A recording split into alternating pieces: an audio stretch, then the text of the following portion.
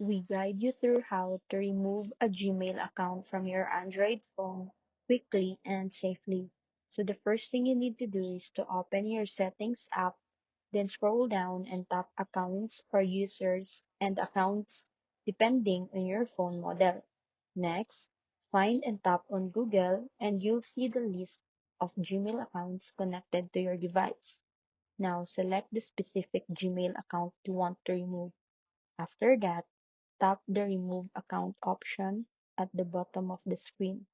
If prompted, confirm your action by tapping Remove Account again and enter your phone's PIN, password, or fingerprint for security verification. Once done, the Gmail account will be completely removed from your Android phone, including synced data like emails, contacts, and calendar. Keep in mind this won't delete the Gmail account permanently. It only removes it from your device. And if you ever want to add it back, just go to Settings, tap Accounts, then Add Accounts, select Google, and sign in again.